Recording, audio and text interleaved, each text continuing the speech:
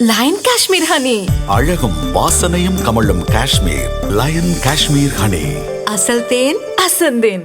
கடந்த ஆண்டு நடந்த லோக்சபா தேர்தல் மற்றும் அதன் பிறகு நடந்த சில மாநில சட்டசபை தேர்தல்களில் முறைகேடு நடந்திருப்பதாக லோக்சபா எதிர்க்கட்சித் தலைவர் ராகுல் குற்றம் சாட்டி வருகிறார்.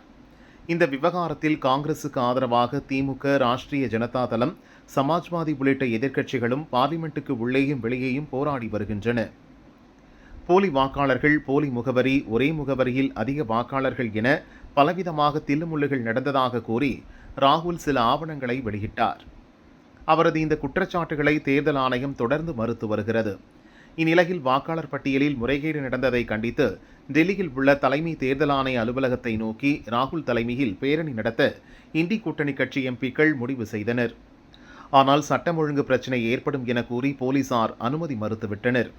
போலீசாரின் தடையை மீறி பார்லிமெண்ட் வளாகத்தில் இருந்து தேர்தல் ஆணைய அலுவலகத்தை நோக்கி ராகுல் தலைமையில் எதிர்க்கட்சி எம்பிக்கள் பேரணியாக புறப்பட்டனர். காங்கிரஸ், திமுக, சமாஜ்வாதி, ராஷ்டிரிய ஜனதா தளம் உள்பட 25 கட்சிகளைச் சேர்ந்த 300 எம்பிக்கள் பேரணியில் கலந்து கொண்டனர். ஆனால் அவர்களை மத்திய போக்குவரத்து அமைச்சகம் அருகே போலீசார் தடுத்து நிறுத்தினர். இதனால் இரு தரப்பினரிடையே தள்ளுமுள்ளு ஏற்பட்டது.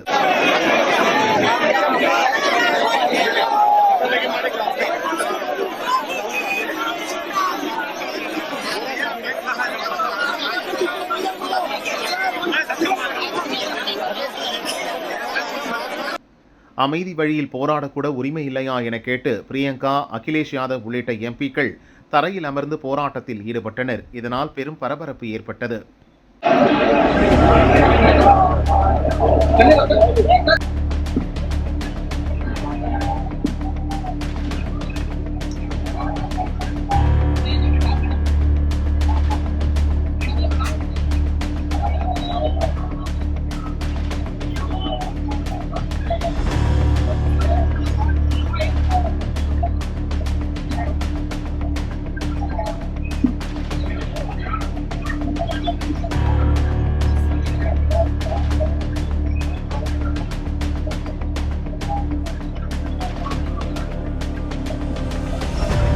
தேர்தல் ஆணையத்தில் அதிகாரிகளை சந்தித்து முறையிடுங்கள், அனுமதியின்றி நடத்தும் போராட்டத்தை கைவிட்டு கலைந்து செல்லுங்கள் என போலீஸ் அதிகாரிகள் கேட்டும் ராகுல் உள்ளிட்ட தலைவர்கள் இடத்தை விட்டு நகர மறுத்தனர்.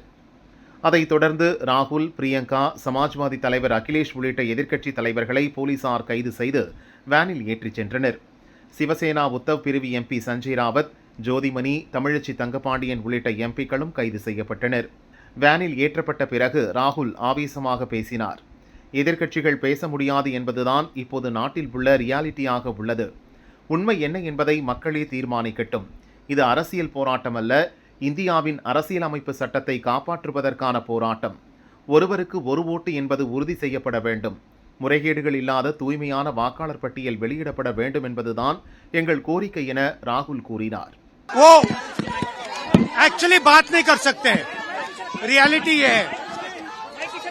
क्योंकि सच्चाई देश के सामने है और ये जो लड़ाई है ये राजनीतिक नहीं है, ये कॉन्स्टिट्यूशन की लड़ाई है, कॉन्स्टिट्यूशन को बचाने की लड़ाई है, वन मैन वन वोट की लड़ाई है.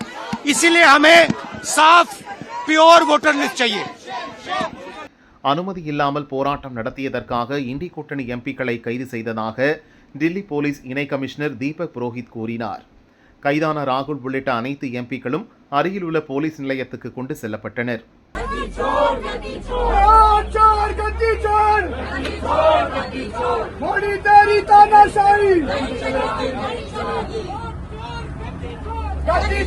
गद्दी चोर